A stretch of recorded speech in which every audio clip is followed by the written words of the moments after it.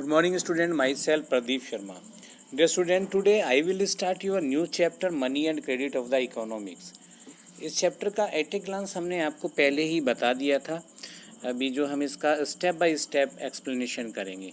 General वे में money को हम किस प्रकार से आइडेंटिफाई करते हैं बच्चों, कैसे करते हैं? पैसे से आइडेंटिफाई करते हैं। जैसे क्या करते हैं, उसमें पैसे में हमारे क्या होते हैं, पेपर नोट्स होते हैं, और दूसरा क्या होता है, हमारा कॉइन्स होता है। तो we refers to the money, पैसे से रेफर्स करते हैं, जिसमें पेपर नोट्स और कॉइन्स आपके इन्वॉल्व होते हैं। और क्रेडिट का मतलब होता है लोन, यानी कि उधार लेना। तो उधारी के सिस्टम इसमें बताए हुए हैं कि सिस्टम ऑफ द क्रेडिट बनाए, टाइप्स ऑफ क्रेडिट बताए गए हैं कि आप कितने प्रकार से आप लोन ले सकते हैं और लोन किस प्रकार से दिया जाता है, क्या सिस्टम है, क्या क्या फॉर्मेलिटीज़ होती हैं, इसके बारे में आपको बताया गया। बैंक की एक्टिविटीज़ के बारे में इसको आपको इन्फॉर्म किया गया, तो इसको आप ज़रूर देखेंगे। और इन concern of the board examination, तो ये चैप्टर बहुत महत्वपूर्ण है और आसान है, और ये रियल लाइफ से आपकी कनेक्टेड है। हमेशा ये आपके साथ में रहेगा, चाहे आप इंजीनियर बनते हैं, डॉक्टर बनते हैं, चाहे IAS PCS whatever be, if you are a part of the society, तो you have to be go through this. ठीक है, तो इसको आप ढंग से आप समझेंगे। तो सबसे पहले आता है इसमें money as a medium of exchange. Exchange का मतलब है कि अदला बदली का, यानी कि वस्तुओं की अदला बदली का मनी क्या है, आपका एक मीडियम है, एक माध्यम है। इसको जनरल वे में आप देख सकते हैं। थोड़ा सा हम इसको थोड़ा सा और हाईलाइट कर लेते हैं इसको, ताकि आपको और ज़्यादा दिखाई दे। इसको थोड़ा सा और नीचे, और इसके बाद आपका करते हैं। The use of money Spence a very large part of our every day life. आप मनी को देखते हैं कि हमारी लाइफ में, जो आज की रोज़मर्रा की लाइफ है, मनी कहीं ना कहीं चार तरफ हमारा बहुत यूज़ करते हैं उसको। चाहे हम कोई छोटा सामान खरीदें या बड़ा सामान खरीदें, एक जगह से दूसरी जगह जाएँ, ट्रांसपोर्टेशन की बात करें या अन्य चीज़ों की बात करें, तो कहीं ना कहीं आप देख सकते हैं तो मनी का यूज़ होता है। Look around you and you would easily to be able to identify several transaction involving money in any single day. अगर आप अपने चारों तरफ देखेंगे कि किस प्रकार से मनी का ट्रांजैक्शन हो रहा है, एक जगह से दूसरी जगह मनी का अदला बदली हो रही है, आप देख सकते हैं। Can you make a list of these? आप अगर लिस्ट बनाने लगेंगे तो वाकई में बहुत लंबी लिस्ट बनेगी। आप बना सकते हैं, ऐसी बात नहीं है। इसमें लिखा है can you make a list this list. क्या आप बनाकर भी देख लीजिएगा भी मनी कितनी, भाई कहाँ से कहाँ किस प्रकार से एक्सचेंज किया है, क्या क्या चीज़ एक्सचेंज की है, तो ये आप देख सकते हैं। Can you make in many of this transaction goods are being bought and sold with use of money. वाकई में आप जब देखेंगे, जब ट्रांजेक्शन देखें, ट्रांजेक्शन का मतलब आप दिन दिन देखेंगे, तो इसमें मोस्टली क्या होता है कि पैसे के बदले में, मनी के बदले में आप जो कोई ना कोई सामान खरीदते हैं या बेचते हैं, ये आपने देखा हुआ। इन सम ऑफ दीज ट्रांजेक्शन्स, ये जो ट्रांजेक्शन्स हैं, जो आपका जो कितना भी ट्रांजेक्शन हुआ है, लेन देन जो हुआ है, services are being exchange with money. कुछ ट्रांजेक्शन में क्या है, सर्विसेज भी एक्सचेंज की जाती है, तो पैसे के बदले में आपने मजदूरी करा ली किसी से, या और भी सभी सर्विसेज में काउंट होता है। तो एक्सचेंज में आप मनी के आप देख सकते हैं, अगर आप अपने चारों तरफ की रोज़मर्रा की लाइफ में आप देखते हैं। There might not be any actual transfer of money taking place now but a promise to be pay money later. अब ये क्या है, एक्चुअली में हम मनी ट्रांसफ़र कर रहे हैं, ये एक्चुअली मनी ट्रांसफ़र नहीं है। एक्चुअली में क्या है, एक प्रोमिस है कि मैं आपको बाद में इतने पैसे, या जब आप इसे यूज़ करेंगे तो मैं आपको इतने पैसे देने का एक प्रॉमिस देता हूँ। मनी से रेफर्स टू ये। एक्चुअली में क्या, आज की डेट में जो करेंसी यूज़ हो रही है वो प्रिंटेड करेंसी है या आपकी कॉइन्स करेंसी है, वो अपने एक्चुअल जो उसका मूल्य है उससे वो बहुत ज़्यादा होती है। अगर 100 रुपीज़ के पेपर नोट की बात करते हैं, तो 100 रुपीज़ का पेपर का नोट जो आपका 1 पॉइंट समथिंग रुपीज़ में बन जाता है, जबकि वो चलता कितने में, उसकी वैल्यू कितने में, 100 रुपीज़ में चलती है। तो ये क्या है, क्योंकि इसे गवर्नमेंट ऑफ इंडिया के ऑन बिहाफ पर RBI इसको इशू करती है, और इसको पूरे देश में एक रूल और रेगुलेशन के तहत, एक ऑर्डर के तहत इसको हमें मानना पड़ता है। तो ये आप करते हैं। तो यानी कि क्या है, उसमें क्या प्रोमिस तो देते हैं, आपने देखा हो गवर्नर पर, गवर्नर लिखा हुआ होता है, I promise to you give the कितना 100 रुपीज़ या 500 रुपीज़ या 10 रुपीज़, ये गवर्नर के साइन होते हैं। तो ये आप इसमें देख सकते हैं। Have you ever wondered why transaction are made in the money? क्या आप वाकई में कभी आश्चर्यचकित नहीं होते कि भाई ट्रांजेक्शन जो है हम पैसे से ही क्यों करते हैं? द रीज़न इज़ सिंपल, बिल्कुल सिंपल रीज़न है। Holding money can easily exchange भाई एक आदमी के पास अगर पैसा है तो आसानी से चीज़ें खरीद सकता है, चीज़ें एक्सचेंज कर सकता है। इट फॉर एनी कमोडिटी और सर्विसेज, बिल्कुल सही बात है। आपके पास में पैसा है तो आप कोई भी सामान ले सकते, कोई भी सर्विस सेवा ले सकते हो। That E C might want, जो भी आपको या किसी को भी चाहिए तो वो ले सकता है on behalf of the money. Thus everything prefers to receive payment in money, इसलिए प्रत्येक व्यक्ति क्या चाहता है कि जो भी, भाई मनी से हम कोई भी सामान खरीद सकते हैं, कोई भी सर्विस ले सकते हैं। तो जो भी व्यक्ति चाहेगा तो फिर वो अपने काम के बदले में क्या चाहेगा आपसे, बोला मेरे को पेमेंट किससे मिले, पैसे में मिले। And then exchange the money for things that they want, सही बात है। वो अपनी जो भी मजदूरी है, जो भी कमाई है, वो क्या पैसे में लेगा, उसके बाद वो उससे जो भी उसको आवश्यकता पड़ेगी वो उसको खरीद लेगा। Take the case of a shoe manufacture, यहाँ पे एक शू मैन्युफैक्चर का आपको दिया गया है इसमें। He want to sell shoe, वो शू बेचना चाहता है। In the market buy wheat, और गेहूँ खरीदना चाहता है। The shoe manufacture will first exchange shoe, ठीक है देखिएगा, the shoe manufacture will first exchange the shoe that he has produce for the money, ठीक है। तो सबसे पहले क्या करेगा, वो अपने शू से क्या एक्सचेंज करेगा, वो मनी को प्रोड्यूस करेगा, यानी कि मनी एक्सचेंज करेगा। शू के बदले में क्या लेगा, वो पैसा लेगा। And then exchange the money for wheat, आप समझ में आया, शू बेचा, मनी प्राप्त की, और मनी से फिर क्या प्राप्त किया उसने, व्हीट प्राप्त किया। अब डायरेक्ट में वो व्हीट वाले के पास जाएगा, बोला मेरा शू खरीद लीजिएगा और मुझे गेहूँ, शू के बदले मेरे को गेहूँ दे दीजिएगा। यहाँ पे कई प्रॉब्लम्स होंगी आपका, कई प्रॉब्लम्स क्या क्या होगी मैं आपको बता देता हूँ।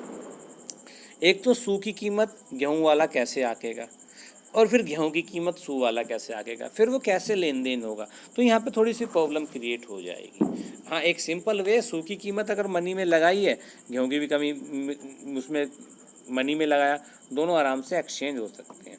लेकिन जब गुड्स टू गुड एक्सचेंज होता है, ये सिस्टम अभी आपका शायद इसमें आगे आएगा, नहीं आया तो हम बताएंगे आपको कि जब गुड्स टू गुड्स एक्सचेंज होता है तो वहाँ पे वैल्यू की पता नहीं चलता कि इसकी रियल में वैल्यूज़ कितनी है और कितने में एक्सचेंज होना चाहिए, क्योंकि वैल्यू निर्धारित ही नहीं है, वो तो नीड पर निर्भर कर जाता है। फिर उसे हम बार्टर सिस्टम बोलते थे पुराने ज़माने में। पुराने ज़माने में होता था, हमारे जैसे गाँवों में बोलते थे, किसी के गेहूं का आटा नहीं था, किसी के मक्का का आटा नहीं था, तो वे दोनों एक्सचेंज कर ले, बोला तुम मेरा गेहूं का आटा ले लो और मुझे मक्का का आटा दे दो। तो इस तरीके से गाँवों में आप भी एक्सचेंज होती थी चीज़ें। लेकिन अभी तो मनी का चलन हो गया है, तो मनी से ही सब कुछ होता है, तो ये बहुत ज़रूरी है, इसको आप देख लेंगे, ठीक है। बहुत अच्छा इंटरेस्टिंग है। अभी देखिएगा, difficult it would to be if the shoe manufacture had to be directly exchange, अभी मैंने आपको बताया था, ये बहुत मुश्किल है। अगर शू मैन्युफैक्चर डायरेक्टली जाता है किसके पास, व्हीट वाले के पास, किसान के पास, भाई मेरे साथ एक्सचेंज कर लीजिएगा। Who not only want to be sell wheat but also want to buy the shoe. अब इसमें देखिएगा, अब इसमें ही have to be look for the wheat growing farmers who not only wants to sell wheat but also wants to buy the shoe. अब इस condition में क्या है, वो डायरेक्ट में जाएगा तो उसको शू मैन्युफैक्चरर को दो चीज़ देखनी पड़ेगी, उसे ऐसा किसान ढूंढना पड़ेगा जिसको शू की आवश्यकता हो, ठीक है। सबसे पहला ऐसा किसान चाहिए जिसको शू की आवश्यकता हो, जिसके बदले में वो व्हीट भी दे सके, ठीक है। तो पहले ऐसा किसान ढूंढना पड़ेगा। ये बड़ा डिफिकल्ट टास्क होगा, किस किस किसान से पूछोगे भाई तेरे को शू चाहिए, शू चाहिए, शू चाहिए, तो ये तो बड़ा प्रॉब्लम हो जाएगा। तो but also wants to buy the shoe in exchange, that is both parties have to be agree. इस कंडीशन में क्या होना चाहिए, जब गुड्स टू गुड चेंज करेंगे दोनों पार्टी, भाई जो दोनों एक्सचेंज जो करेंगी, फर्स्ट पार्टी और आपका सेकंड पार्टी, दोनों क्या होने चाहिए, आपके एग्री होने चाहिए भाई बदलने के लिए, तभी ये होगा। भाई जो भी कॉमोडिटीज है तभी तो ये होगा, अदरवाइज नहीं एक्सचेंज करेंगे। बोला किसान बोलेगा जिसको शू की ज़रूरत नहीं, मुझे शू की आवश्यकता ही नहीं है, तो भाई साहब मैं आपको गेहूँ क्यों दूँ, मुझे तो नहीं चाहिए शू। इसी प्रकार से शू वाला बोलेगा मेरे को गेहूँ की आवश्यकता नहीं है। तो जब तक दोनों की नीड नहीं होगी, तो जब तक वो इस कंडीशन में वो एक्सचेंज नहीं कर सकते। हाँ, मनी की बात है, मनी से आराम से वो एक्सचेंज कर सकते हैं। तो यहाँ मनी से एक ये बेनिफिट हो गया है। इस सिस्टम में गुड्स टू गुड्स को एक्सचेंज का मैंने बताया था, बार्टर सिस्टम बोलता था पहले, बहुत मोस्टली चलता था, करेंसी कम चलती थी, तो ये पहले यूज होता था। तो आप देख सकते हैं कितनी बड़ी प्रॉब्लम्स यहाँ पर आपके सामने आ रही होगी। अच्छा, अब जब इन्होंने कहा कि जब दोनों की आवश्यकता होगी इस कंडीशन में तभी वो एक्सचेंज होगा, बिल्कुल सही है, तभी एक्सचेंज होगा। कैसे होगा? अब उसको एक नाम दिया है हमने, क्या नाम दिया है उसको? हमने बोला डबल कोइंसिडेंस नीड। क्या हमने दिया इसको? डबल कोइंसिडेंस ऑफ नीड या वांट्स। इसका मतलब क्या होता है?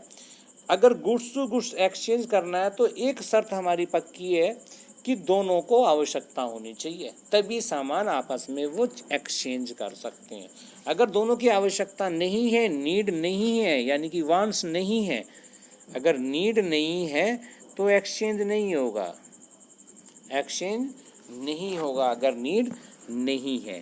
तो ये आप इसको थोड़ा सा आप बिल्कुल डीपली समझ लीजिएगा। तो उसके लिए सबसे ज़रूरी आवश्यकता क्या है? ये पॉइंट आता है बोर्ड में भी, what do mean double coincidence, wants या नीड? नीड भी लिखा आ सकता है, तो इसमें बता देना व्हेन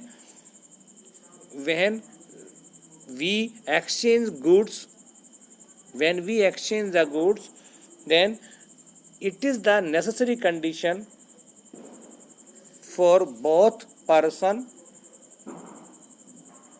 be need to। यानी इसका मतलब क्या है, मैं पूरा बताता हूँ कि ये बहुत ज़रूरी है कि जब दोनों पर्सन को आवश्यकता, ठीक है, वरना वो एक्सचेंज नहीं होगा, यानी कि दोनों की आवश्यकता होनी चाहिए, नीड होनी चाहिए। What a person desire to sell is exactly what the other wishes to buy. इसका मतलब क्या? जो आदमी एक बेचना चाहता है और एग्जैक्टली वो दूसरे को उसको खरीदने की इतनी नीड होना चाहिए, तभी ये होगा। इन बार्टर सिस्टम, अब आगे देखो, आपका बार्टर सिस्टम बता रहे थे आपको। In a barter system goods are directly exchange without the use of money. ये इसको नोट कर लें, एक मार्क्स में आता है आप इसको कि what do mean barter system. यह आएगा कि बार्टर सिस्टम आपका क्या है, बार्टर सिस्टम क्या है। तो इसमें बार्टर सिस्टम में आप लिखिएगा it is a system in which goods are directly exchange without the use of money is called the barter system. In this system, double coincidence of wants is a essential feature. ये essential feature है, otherwise goods exchange नहीं होगा। इसको थोड़ा सा आप देख लें।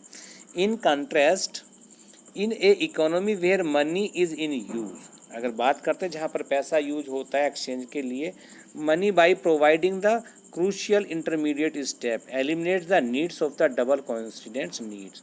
अब देखिएगा, जहाँ पर पैसा एक्सचेंज में सब चीज़ों के बदले में पैसा चलता है, तो वहाँ पर जो है ये डबल कोइंसिडेंस की नीड्स की आवश्यकता नहीं होगी, ठीक है। Not necessary for shoe manufacture to took for the farmers, के शू मैन्युफैक्चर की जरूरी नहीं कि वहाँ पर उसको फार्मर्स के पास कर जाए और सेम टाइम उसको सेल करे और उसको फिर जो है उसको भी वो नीड हो। Wheat all has to be to find a buyer for the shoes.